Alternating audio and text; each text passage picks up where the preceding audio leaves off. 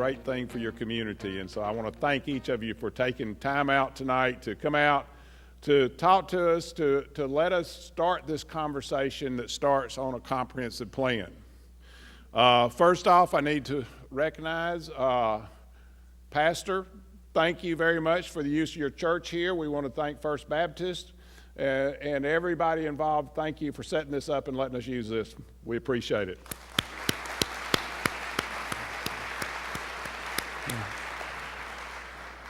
And to our planning staff who is here from the City of Huntsville. If you're from the planning staff, would you please stand?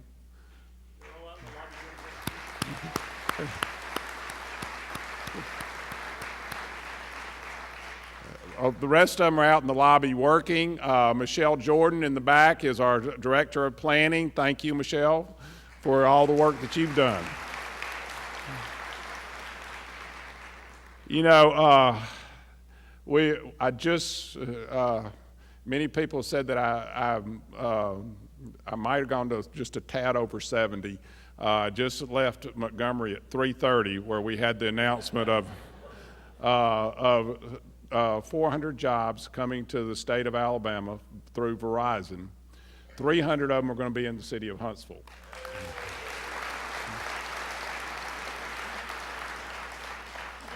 And that is a great announcement. You tie that with GE Intelligent Platforms, you tie that with Boeing Center of Excellence in Engineering to Northrop Grumman Center of Excellence in both engineering and integration, tie that to Remington, and we're seeing some terrific interest in our area. We're seeing some terrific growth. We're seeing some terrific job opportunities. And one of the things that we do here at the City of Huntsville, and I tell everybody on a daily basis, we have to do this.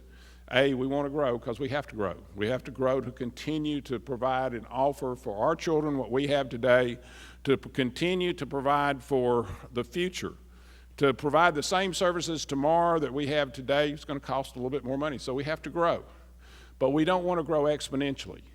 We don't want to grow so fast that we outrun our infrastructure and we become like other cities that all of us have been to and all of us have seen. We want to make sure that our growth is a planned growth, is a smart growth, and this is part of that planned and smart growth. It's looking at what you have, it's evaluating where you are and evaluating where you're going to go. This is a comprehensive plan that we are starting the conversation on tonight. And starting that conversation is about North Huntsville, it's about South Huntsville, about East Huntsville, about West Huntsville. It's about the entire city and what we want to see happen to our city. Now, everybody out there who is a planner, a certified planner, or have some degree in planning, or who has taken some planning courses, raise your hand. Look how many people we have. Now, everybody out there who is interested in planning and likes to plan without a degree, raise your hand. That's me. But that's our full staff. That's everybody who's here. That's everybody who talks about a city and where you're going to go and what you're going to do. And I want to say to each of you, you are a planner. And through this process, through this next 18 months, we're all going to have our chance to plan. And we're going to plan this city. We're going to plan every section of it. We're going to look at a comprehensive plan about the whole city. And let me say that it's not a static plan. Once it's done, it's not done, because it's going to evolve. Things will change. Places will develop. Things will happen. And this plan will change and be an evolving plan, but it will evolve as we move through life. And a plan is a comprehensive plan that gives us a target about where we want to go in the future. So I want to say to each of you, thank you for being here. We have a great plan coming up, and here's what we're going to have Dennis Madsen talk tonight. He is our long-range urban planner. He's going to explain the process and everything that we're looking at and what we're looking at doing. As many meetings as I've been with him just to get to this point where we're ready to talk about getting started on a comprehensive plan, it may be a long talk, so I hope you brought supper. And then afterwards, we're going to have Lakey Boyd. Lakey is going to talk to us. She is our consultant. She comes from over 100 miles away, so she is an expert.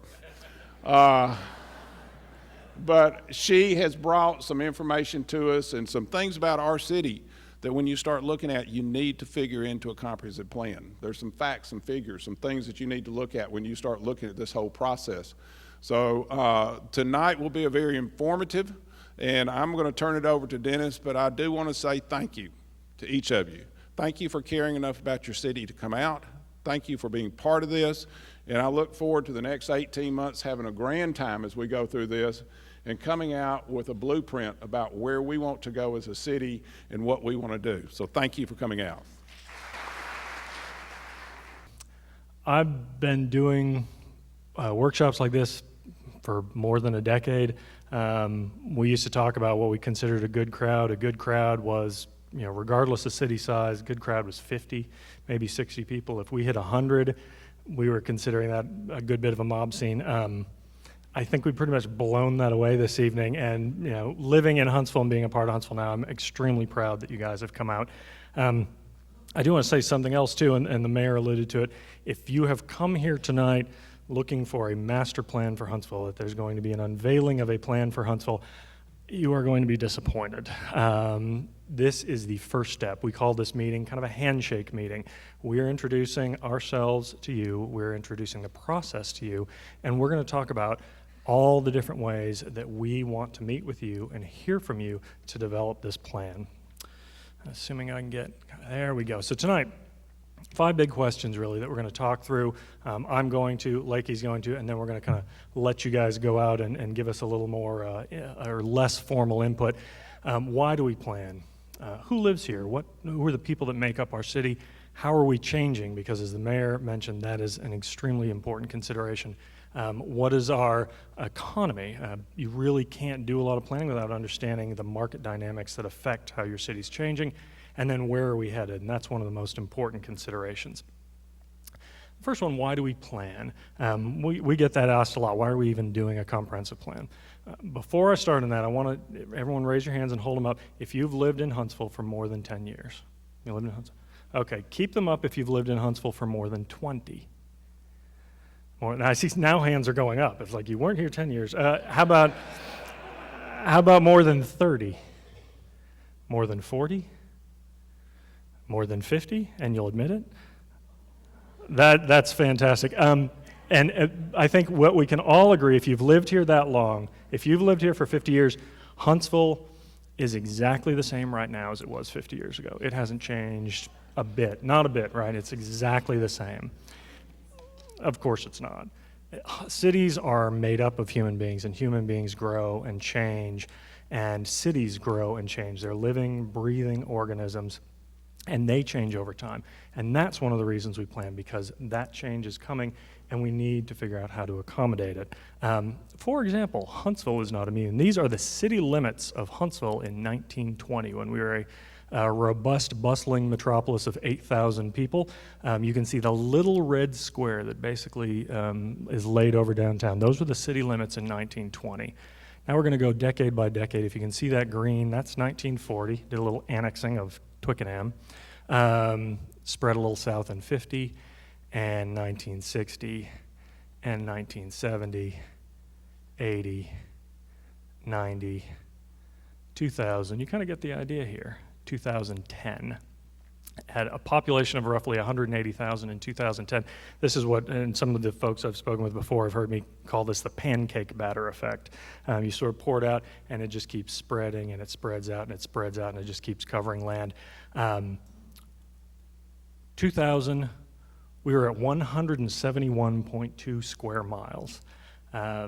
2013, just over a decade later, we were at almost 214 square miles. That is a lot of square area. If you need a little bit of context, that is 28th in land area for cities in the United States. 28th for those over 100,000. There are a few out there that are tiny cities with sprawling acreage in the Northwest and Alaska. But that is a pretty good city size in terms of area. Now, we've also grown in population. Even in the last decade, from 2000, we were at almost 160,000 people. We added over 20,000 people just in one decade. on our way to 190,000. Projections are now that by 2030, if the current trends continue, we will be the largest city in the state of Alabama. Now, not necessarily the largest metro area, but the largest city. Huntsville will be the largest city in the state of Alabama. So we've grown a lot. We've got a lot of people, but that's not a lot of people for all the area. That's actually 126th in the United States in population. So let's do a few comparisons, shall we?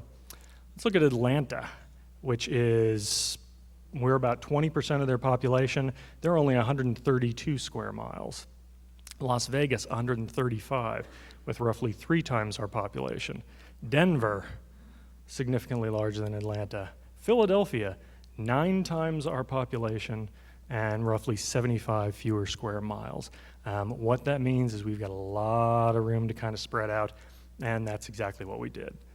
This is the development type that predominates, the single-family housing development, the large-scale strip centers. Now, I don't want you to think that I'm talking ill of those models.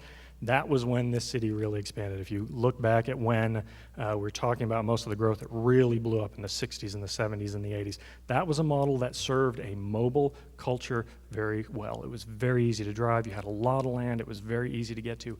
It made a whole lot of sense to develop that way.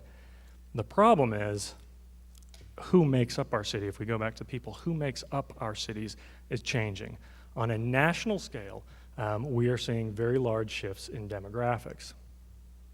For instance, the 2 big ones, if you look at kind of a graph of population in the United States, the 2 big ones, I think we probably all have heard a lot about the boomers. And the boomers are retiring at a rate of, is it 11,000 a day? 11,000 boomers a day are retiring. That is creating a very large population entering retirement. And that has an implication on how cities are built, how they're designed, and how they grow. At the other end of the spectrum, you have a very large group called the millennials, or we frequently refer to as our kind of young professionals. Whether because they just prefer a more urban lifestyle or because they're dealing with certain financial constraints, they're coming out of college with more debt than any other generation, they're also looking for a more urban lifestyle. They're looking for redevelopment in a core. Now, it's not just the demographics, but it's also municipal finances. I think everybody knows almost every city in the country took a hit during the downturn. We really cut a lot in services because basically to match the fact that revenue is shrinking, and we haven't really reinflated what we're doing. And that's important because development to a certain extent has a requirement of the city. There is a certain investment that the city provides when it's supporting development. This, while a great neighborhood, is actually costs more and yields less of a return than this as far as the city goes. So it's almost looking at a return on investment and responsible use of taxpayer money to look at how we can best support development as a municipality. Some other constraints are actually physical as well. This is a map of the city of Huntsville and the kind of red boundary. The white is Madison and Limestone, and the Arsenal and City of Madison. And all the little black kind of pepper dots that you see there, those are all the structures that are actually on the ground in the city of Huntsville and the surrounding regions. So you would look at that and say, well, we've really still got plenty of room to grow, right? We've got all that pink and white space out there that we can land in. But when we start to look at overlaying floodplains, this may be news to some folks. It floods in Huntsville every once in a while, just every once in a while. We have large areas that are basically taken off of the developable areas, are more difficult to develop when they're in floodways and floodplains. At the same time, are folks familiar with the slope development districts? Those are basically put in place so that you don't build a house that slides down into your neighbor's pool. We have a lot of mountainside that is pretty much not buildable due to the slope development regulation. So if you start taking that out and you start taking the floodplains out, all that green is really, we call it developable land, but it's really land that has thus far not been developed and is eligible based on the physical constraints. And you see a lot of it in Limestone, a lot of it in North Huntsville, but you really start to notice that there is a little less land out there, a little less undeveloped land out there than I think most folks realize. So that presents a couple of challenges. One of them is, do we continue the annexation? Do we go for that magic 300 square miles for the city of Huntsville? Or do we start looking at redevelopment of the land and the structures and the buildings that we already have? Another thing that kind of affects the way we plan, our mode of transportation to work. Who wants to guess what the biggest one is? That would be driving alone, 83. That's actually, we are higher than the national average and higher than the state average. It's very easy to get around. We have a pretty good road network. Carpooling, a fraction of that. Working at home, walking, and the cyclists who, I've seen you cycle around here, sometimes you're taking your lives into your hands. That's not going to change anytime soon, but there are ways that we can add a little variety to that. Because what it can affect is, this is probably a little difficult to see. We'll start to pop things out as we get through these slides. We do what's called a level of service map. And an easy way to remember it is a congestion map. The green and blue and purples are roads that usually move fairly well. The oranges and reds are roads that experience significant amount of congestion at some point or another during the day. This was it in 1996. So if you keep your eye kind of on where the red segments are, and you can see more red segments spreading out and more red segments spreading out, that's actually projected out to 2035 if we only do kind of our basic capital improvements to our roads. One of the reasons we talk a lot about the Restore Our Roads project is because we start looking at maps like this. If I can break it out so it's a little easier to see, this is 2012, all the level of service E and F. That means the worst segments for congestion. That's 2012, that's 2035, if we keep doing what we're doing. But not to say it's all bad, that we have some great amenities here. The park space, we have a tremendous amount of green space for our city our size. I think as a lot of folks can probably imagine. Almost 3,500 acres of city park, almost 4,000 in land trust and growing, thank you to Marie Bostic. 2,300 in state park land, almost 10,000 acres of green space, open space, and parks in the city of Huntsville. That's fantastic for a city our size. But the challenge with that is connection to it. This is a map of our currently implemented greenways and trails. You can see a lot of them around Montesano, Hayes Nature Preserve, Aldridge Creek Greenway, and a few other points scattered to the north and west. Roughly 22, 23 miles of those implemented. But you look at what we have planned. We have almost 200 miles planned, and actually looking at some other options as well. We've got barely 10% of this incredible amenity built out. So we want to look at potentially strategies for doing that. We also want to look at who lives here, and I think probably most of you know, but here's some change in age distribution over time. The black outline was in 2010, broken out by gender. Blue is male, red is female. You see a little bit of us aging again as as the boomers move towards retirement, but you also see we are actually getting an influx of young professionals. This is median age, which is actually a little bit lower than the national average and a little bit lower than the state average, holding fairly steady. A lot of that is the family influx. Educational attainment. You want to talk about a strength of Huntsville. I think a lot of folks probably know this. We have off-the-charts educational attainment.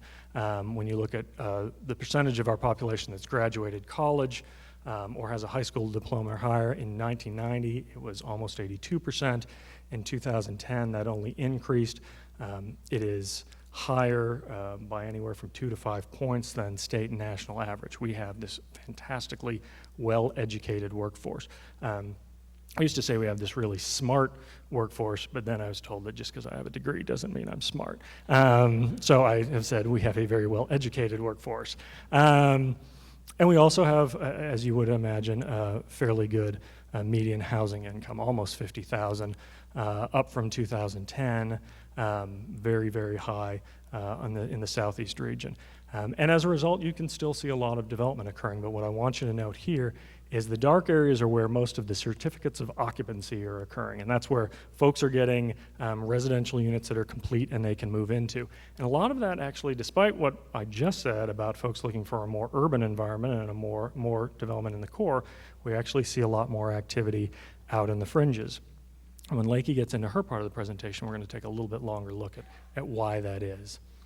Part of that is because Huntsville is changing. We want to look at how Huntsville is changing. One of it is, we've already talked a little bit about this, we are getting older. We are also living longer. And the folks who are part of that population are going to look for different things in how a city is developed. Our household makeup is changing as well. More one-person households. The young professionals and the young workers that we're getting in actually have different ideas about what they want to buy and where they want to live. That's going to affect how we develop in the city and how we grow in the city. And as a result, because our people are changing, the demand is changing. And if you can remember anything from my long droning speech, it is that the demand is changing across multiple fronts, that we're looking for more variety in housing, we're looking for more variety in shopping, more variety in work options, and more variety in transportation. Those are the big pushes that we see out of demand. With that, I'm going to turn it over briefly to Lakey, and she's going to talk about some of the economy that's behind this. After she's done, I'm going to kind of wrap it up. I'm going to talk a little bit about what our next steps are, and then kind of set you free to do a little more fun stuff. But I have a fair amount of good news to report to you about Huntsville, so that's always a very happy place for me. I will also clarify something that Dennis kind of said at the beginning, but I want to reinforce when I talk about the economic statistics. And that is a comprehensive plan. Obviously, we're going to look a lot at where Huntsville has been. We're going to talk a lot about where you are right now today. To the point of raising the hand of how long you've been here. A lot of times people that have been here, you know, less than a year, less than 5 years, have a very different impression of who and what Huntsville is versus someone that's been here 40 years. And sometimes those might be out of misstep with the real reality of what is happening here, because everybody kind of has their own perception based on what neighborhood you're in or what kind of job you have or that kind of thing. So it's important for us to talk about where we are today, to then fold in what are the trends and where are things going, so that we can have a plan that will help us get there in the way that we want to do that. So I'm going to first talk about a lot of the economic stats, then I'm going to touch a little bit on market performance and how that's happening. I do want to be clear that as someone that operates with a lot of the economic statistics, I'm here to tell you that if you're not aware, the recession ended in 2009 by all official definitions.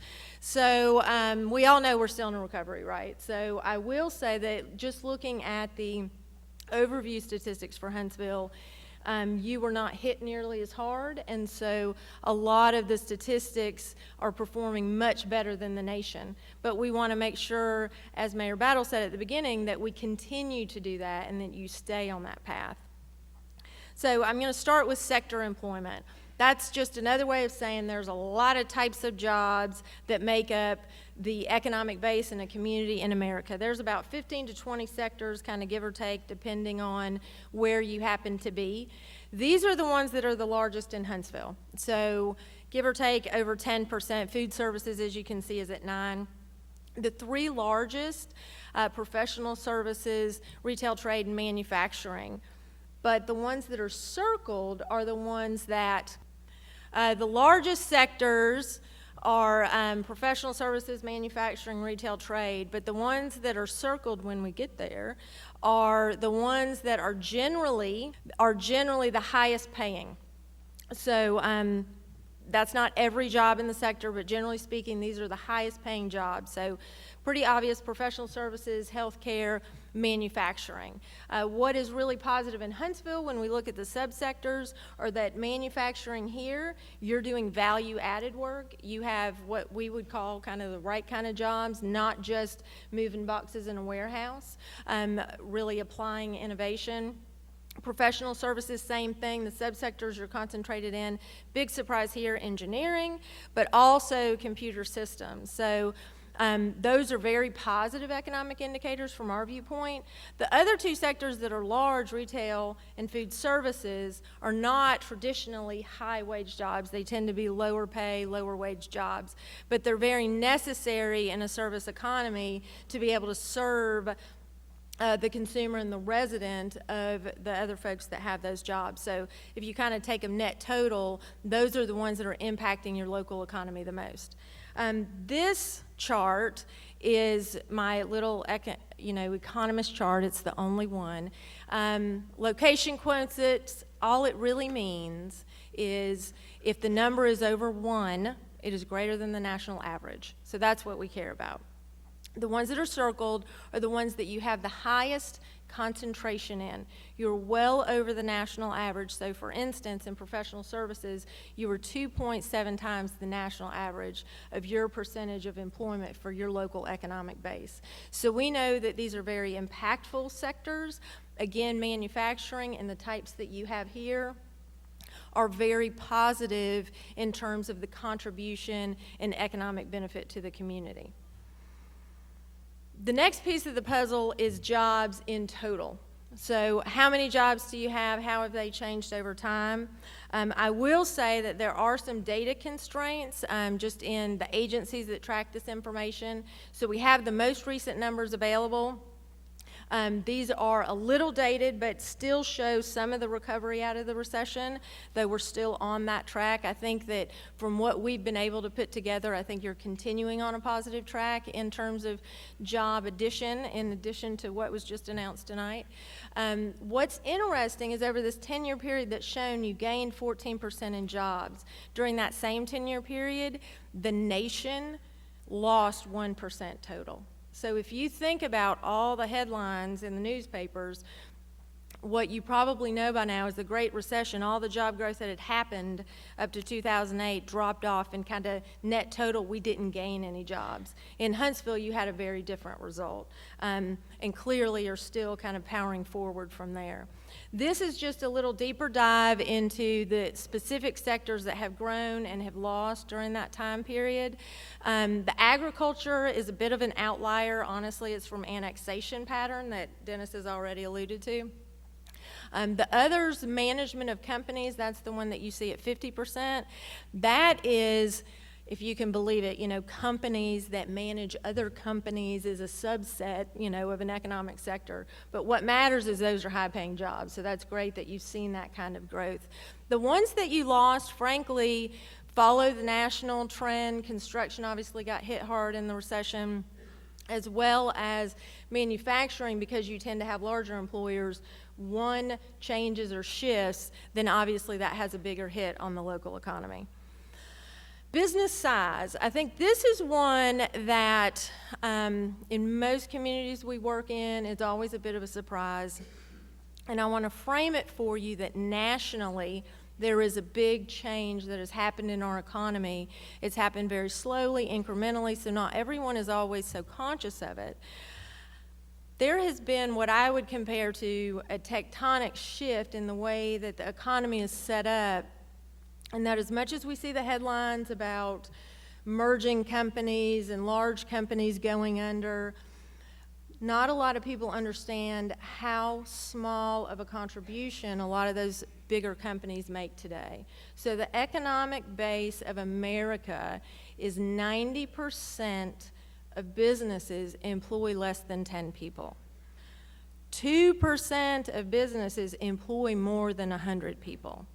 So that is, in a lot of ways, completely inverse to how we think about how the economy works. So obviously, there's still a whole lot of people that work at those really, really, really big companies. So about half of the workforce we're at are employed and working at businesses with less than 10 people. But I think that it's important to understand the national framework for that as we look at your local numbers. So frankly, you still, in terms of your small businesses, less than 10 employees, aren't as high as the national average, but when we look at your growth, you're really seeing growth in small businesses, less than 10, and then over 100, which is on par with Mayor Battle's announcement today. So you're having growth at both ends of the spectrums. About 70% of your employment base is less than 10 people. About 5% is more than 50, only 3% more than 100. But you're still at a point where it's a third of your workforce is working at that small business. So there's still a whole lot of folks that are working at those really big companies. But what we know is that the direction of the economy is in small and medium-sized businesses. So that's something that I think culturally in Huntsville will be important to understand. This is just a slight drill down into what kind of sectors are small businesses focused in, what kind of sectors are big businesses focused in. You can see that there are three in common. The ones that are circled are the ones that are different. So small businesses, other services, that can be a lot of nonprofits. It can also be a lot of personal services. Construction, you tend to have smaller, which is the same as national given the contraction of that industry.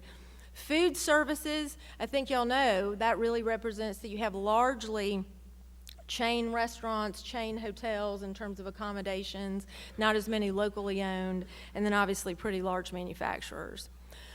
Earnings, this is one that obviously as residents you care a lot about and is always kind of an item of interest. The way that we divvy this up, and this is kind of where the economy is today, is that a low-wage job is under $15,000. What we call a mid-wage job is between $15,000 and $40,000, and anything over $40,000 for an individual is considered a high-wage job.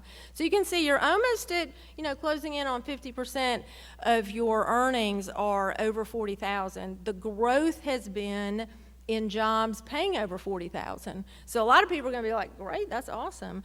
But it's also, anytime we're talking about the economy, you also have to think about, as you lose those lower wage jobs, that also is losing opportunity for people entering the workforce, perhaps the people that don't have the educational attainment levels that we talked about, and really in a lot of ways those convenience services of retail and food services, and making sure people are able to have those kind of jobs in Huntsville as well. This is some detail on the highest paying jobs and the lowest, and this is something I always have to put in a presentation because everybody's just curious, right, of like how much really is it. So professional services pays the most, the management of companies I mentioned. On the lowest paying side, you'll see more of the consumer service industries, so food, retail, arts, entertainment, that kind of thing. I will say that some of these statistics are what led us to drill deeper into, I have never seen retail trade pay over $20,000 in any economy that we have looked at. So we really took a deeper dive into this and found out, shocking, that Redstone has a huge impact on your local economy, right? So we know that. We didn't come into town to tell you that. But what is interesting is how deep and how interconnected it is that I think might be a little deeper than beyond the direct jobs that we know, 40,000 plus between Redstone and Marshall. So these are the sectors that are affected by federal government. So we just pulled out federal government jobs versus totally private sector jobs to see what the change in wages would be. The federal government jobs affect your average earnings anywhere from 5 to almost 65% depending on the sector. So huge impact in terms of what then becomes competitive pay even in the private sector here, even if it's not a job on Redstone or a contractor to Redstone. So that is something that I think as we move forward, we're really trying to understand how to make sure that the large employers are having the impact and that you're still getting that impact at the small and medium business level so that the economic growth is sustainable long term. The last piece is your role as a regional engine, largely due to Redstone. But I will tell you that I think this statistic in some of our early internal conversations as we've been doing field work and a lot of this data drill down, this was one that I think we felt illustrated a lot of the role in Huntsville in the region in a pretty impactful way. So the basic math is, give or take, we're looking at about 179,000 jobs including Redstone, Marshall, and then in the City of Huntsville economic base. There are approximately 179,000 employed people. If you remember back to what Dennis said, give or take, we're at about 188,000 residents. So you almost have as many jobs as you do residents, right? But we know, and you know this because you're on those level of service roads, right, that there are a whole lot of people that come here and some people from Huntsville go elsewhere. So we really drilled into who works here, who lives here, how are those patterns happening? And what we have put together and been able to estimate, and we've been working closely with city staff on this, is that approximately 70,000 people out of those 179,000 employed folks and out of 188,000 residents, we opted out only workforce age, 18 to 65, which you know some people start earlier, some people stay later. Approximately 70,000 live and work in the city limits of Huntsville, and I'm including Redstone in that. So you can see that there are a whole lot of people that live in Huntsville that are going to jobs elsewhere. There's also a whole lot of people that are in City of Madison, Madison County that are coming into Huntsville. So give or take, that's 110,000 folks that are on those roads that are impacting that level of service, right? So it's also for us trying to figure out, is City of Huntsville leveraging and fully gaining the benefit from being the regional engine? Obviously, you're also the regional destination in retail and have that role. This is some of the early findings of we're saying with your role as a regional engine, you're having a huge impact on the residential markets of your neighbors. As Dennis already touched on, the fact of your workforce and your talent pool is an amazing advantage. But I'll tell you that the economic playing field and how competition is happening is changing across the nation. Everything from the small to mid-sized businesses to this idea of millennials and other generations, not just them, making decisions because of economic constraints to live first, work second. They're saying, this is the kind of place I want to be in. I'll figure out my job second. The way that people are making those choices is changing drastically, and we want to make sure that Huntsville's prepared for that. So the last piece of the puzzle is really about the market, and real estate in a lot of ways is frankly just a reflection of how is the economic performance happen on the ground. So what I'll say that we have found through months of field work, talking to a lot of folks, looking at a lot of data, is that most of your real estate performance in these four sectors, residential, retail, office, industrial, is anywhere from fine to great. You don't have right now a situation that has gone off a cliff or has hit rock bottom. You're not in that kind of situation, which is very positive, right? But in other ways, it also can be a little more challenging to get a mindset of, if the economic playing field is changing, if real estate development trends are changing, if people are changing, how does the form of how these things are built and how they're delivered to market need to change to adapt to that? I think retail, you're starting to see the early indicators. You're seeing those increasing vacancies happen as retail is being built further out, closer to where some of that residential is happening. I think that the main thing that we would say from a market perspective at this stage is that you have very little new format or alternative format types of development, whether that be residential, you're still predominantly single family, your retail is still being built mostly in strip centers, office more in parks, industrial same thing. What we're seeing in cities that are making changes and are trying to adapt to how the economy is performing today is mixing those uses a lot closer together, but also going to, frankly, more of a neighborhood scale format, kind of in all of those, and really getting the services closer to folks, which is partially the aging issue that Dennis alluded to. But it's something that we're seeing that as the next stage of how things are going to be done. So we want to be smart and make sure that Huntsville is preparing for that as you plan to go forward. So I'm going to turn it back over to Dennis to talk through what you're going to be doing tonight and the further process over the next 18 months. So that is our homework in a nutshell. That's what we've been doing for the last several months, really trying to understand the conditions on the ground in terms of demographics, economics, market. Now we know that we've got some challenges in front of us. These are only a few of them. But this is why we plan, and this is why we meet, and this is why we host efforts like this. We know that there's disinvestment in certain neighborhoods that we need to figure out how to reverse. We know that as we add population, and we are going to add population, that we need to figure out how to keep our transportation network moving smoothly. When we talk about attracting jobs, how do we also create more local opportunities for people who are here? And how do we really, and this is where I really want a lot of us to think as we go forward into other meetings, this isn't just about us. In fact, this isn't about a lot of us sitting here. This is about your kids. It's about your grandkids. This is about future generations, because the city that we're living in right now, in many cases, was planned by our parents and grandparents. And it's our baton that we're passing on next. So with that, we really want to take the opportunity to say this is the first phase of a big push of outreach. As the mayor mentioned, this plan doesn't happen without the people of Huntsville getting involved. The big piece that we're going to do is what we're calling the big picture, mainly because calling it the Huntsville Comprehensive Master Plan just doesn't really sing. And we wanted to call it the big picture for a couple of reasons. One is that you've seen a lot of maps, you've seen a lot of graphics. This tends to be a very graphic-heavy exercise.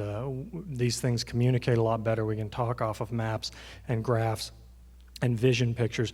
But we also want to reinforce this effort is not going to fix the intersection at Governor's and Whitesburg. It is not going to get the chickens out of your neighbor's backyard. You like how I dropped the chickens in there? That was for you, Kimberly. This is our first step at taking a big look at what are the issues that affect us in the city from a broad perspective. What are the policy issues that affect us in terms of how we grow, how we accommodate our citizens, and how we improve our quality of life. And this website, really, we want to be the portal. And you can, it's actually live now. It is bigpicturehuntsville.com. I'll roll the address, but this will be the clearinghouse for us going forward, where we share all of our information, where you can figure out where we're going to be next, how you can get in touch with us. What you'll find there, you'll find a lot of the stuff that we already talked about in terms of data and demographics and more. As we get farther into this process, you'll actually see a lot of the interim reports that we issue. We'll give you frequent updates on what we're doing and how we're doing. We'll talk a lot about the opportunities for input. I cannot tell you how often the mayor has said to me personally, you need to make sure you cast as broad a net as possible. This plan is not effective unless we can get broad input and broad buy-in.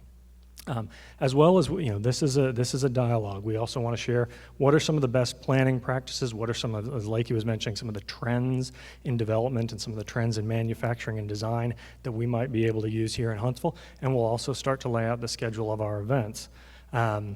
Where you can find it. We've also got it on the comment cards outside, www.bigpicturehuntsville.com. You can also email us at bigpicture@huntsville.gov, and for the Twitter and Instagram set, hashtag BigPictureHSV. We've got it linked to the city's Facebook and Twitter pages. We actually have Instagram and Pinterest. For those, I still haven't quite figured out Pinterest, but there are other people who have. More power to you. But as many different avenues as we can take for engagement, for sharing ideas. We want people to look at, an empty strip mall and say, I would like this to be something else. I have a vision for something that is beyond what it is right now.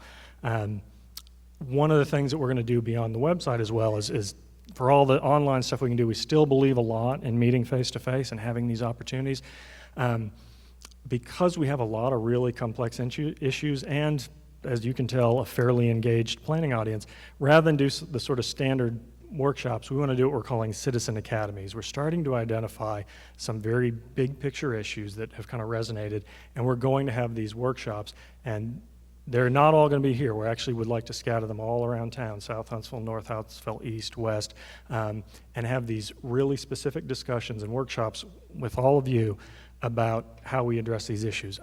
I can't tell you how many times I've been out talking and have someone ask me, why is there not more going on in the riverfront? Why is Ditto Landing not more? We've got this river and we don't use it. So we're actually going to we've talked with the Ditto board, and we're trying to schedule a date. We're shooting for mid-June, but we'll post on the website when that date will be, and actually go down and have a workshop and talk through what are some of the strategies and some of the constraints and some of the opportunities for turning Ditto into a real amenity, making the most of Ditto that we can.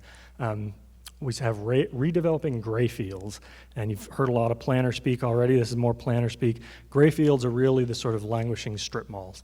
How do we redevelop those? Really, you can't keep putting retail back into those retail. We have, for a city our size, we actually have more retail square footage than we can use. So what are some of the strategies for potentially taking some of those old strip malls off the rolls and reinventing them as something else? Neighborhood reinvestment. This has been a question. Every neighborhood I've gone to, some of the ones that are dealing with more pressing struggles right now, but even others who kind of see the signs or have a sense that maybe there's some disinvestment there. How do we reverse that, or how do we prevent it? And in the broader term, how do we make those neighborhoods more sustainable for all of their residents?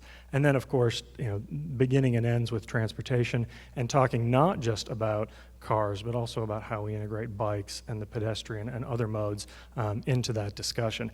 And we've left it open. We're shooting roughly for about 6 of those academies, kind of stretching into the winter and spring of next year. But we thought, when we start meeting with the citizens, it may be that there are other topics kind of rise up that we don't know about. So we're leaving a couple of those open, and as we start to meet, we start to do a lot of outreach. If something else bubbles up, then we'll go ahead and set another academy to really react to that. And we are under no illusion that we kind of have a handle on every single issue and its importance in the city. So we wanted to give ourselves a little bit of flexibility. We're also doing some focus groups for which you can sign up. These are a little more sleeves rolled up, digging into best practices for transportation. Say, for example, what's the ideal right-of-way for a greenway? But it's really kind of small group meetings and talking about what are some of the things that we can do as we go forward to really do a good job implementing things like our street network or our sidewalks or our greenways. And even, I'm in my mid-40s, and so thus not particularly technologically savvy, so there may be other outreach mechanisms that we can use that other folks might know about that I don't, or that our team doesn't, that we can use really, again, to cast as broad a net for public involvement as we possibly can. And we're also willing to discuss those. Are there other issues that you would really like to see us dig into on a technical level? And even beyond that, my goal at the end of this is we just hit the threshold of you getting sick of hearing from us because we're pestering you for input for so long. We're looking at doing a speaker series, a couple of partner agencies to bring in some experts from around the country to come in and talk about development trends and growth issues. We do what we call kiosk events, where not everyone can come to these things. A lot of folks may have swing shift jobs, or they may not have childcare, or they may not be able to come on the nights that we host these.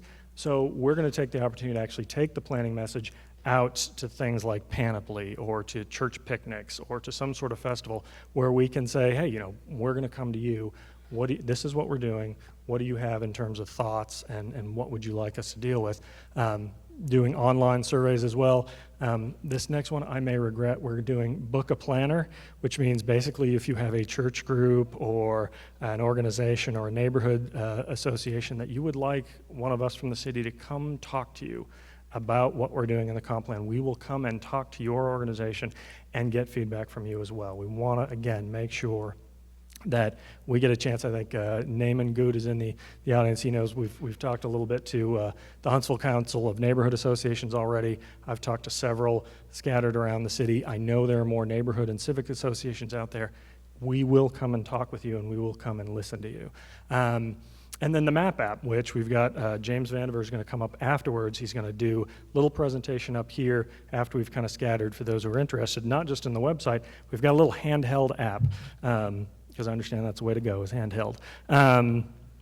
That right now you can pull up, and a lot of that data, a lot of those demographics and things that you saw, you can actually pull up on your phone, and you can turn off the layers. You can look at median income, and you can look at the census tracts on your phone, and he's going to show you how to do that. And as we get a little farther into the process, we're actually going to transition into being able to comment on that. So you can say you're in some area, part of town, and you'd say, I would love to see this mall redevelop into something. You tap it, leave a little comment, maybe a little picture, and get even a little bit more. You can be like field planners, which, again, I may regret that as well, because we may just get inundated with commentary.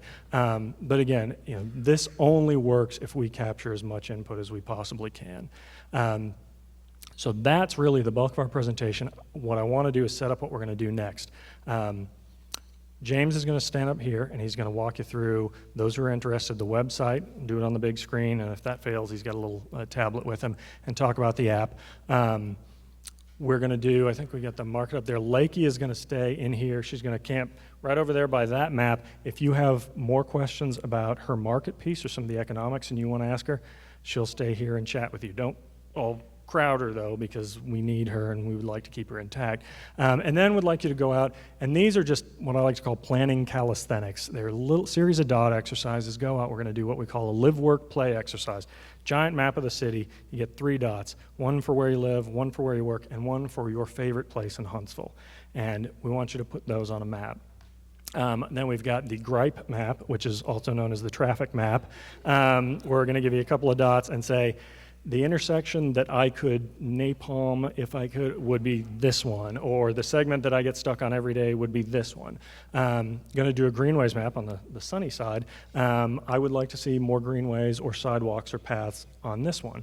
And then we've also got an issues matrix, and this will help us because it's some of the issues we've identified in terms of economics and livability and transportation, and we've got a few issues identified, and we want to actually get a sense of how you might prioritize them. So we're going to give you several dots for those. You're going to get sick of dots, and we want you to put on those issues which ones you think are probably the most important. In your mind, what are the most pressing issues that we need to deal with? And for those who don't like dots or are allergic to dot adhesive, we just have your old reliable comment box, which will be up where you signed in. If you've just got a thought that you want to share and you're not sure when you'll catch us again, write it out. If you want us to contact you, if you want to preempt, book a planner, write your contact information, put it on there, slide it into the comment box. Would love to hear from you there. And then there's no substitute for face-to-face. Lakey's going to stay here. All of our planning staff will stay here. They'll be out at the stations. I'll be here. Michelle Jordan, I'm assuming she didn't escape. She's around here somewhere. She's going to stay here and answer questions. We'll be here as long as they'll let us stay here in this facility and talk to you about what we're doing and where we're going. So again, tying it back in, why do we plan? We plan, for example, I took this while I was out one day. This is transit, and this is private sector transit. And we know that when the private sector starts supplying transit, there is a broader market for transit out there. And maybe it's this long term. Maybe it is light rail. Maybe it's not. That's a discussion we need to have. If we want it long term, we need to start planning for it. But maybe in the near term, it's bus rapid transit. All right? Or maybe it's even getting away from the 4 wheels altogether. Maybe it's actually starting to look at how we get along and around on our greenways. And speaking of which, we also plan because I've only lived here 14 months. I've come back and forth a lot, but there are some spectacular places here in Huntsville. I can't tell you how many folks I've talked to. I say, name their favorite place in Huntsville, and they will say Aldridge Creek Greenway. It's just one of the greatest things that it's one of their favorite things to be on. My personal, everyone know where this is? Low Mill. I think this is just, I come from Atlanta, significantly more people, in theory, lots of arts and culture there. Sorry, Lakey. This is bigger than any artist colony or outfit like this than anything in Atlanta. This is just a fantastic amenity. It's a great ground zero for social activity. We have these things. We can make more of these things. We can build upon a lot of our strengths, and we can even build on things that maybe we don't necessarily see as strengths. This is, I hesitate to call it a creek. This is the creek behind VBC, but there's no reason that we can't have a vision of it being something else, being more of an amenity. This is the L&N line. If we have that vision, then we can start turning it into something that really serves the community. With that, I'm going to set you all free. Thank you very much, and good night. Please, you can come up here and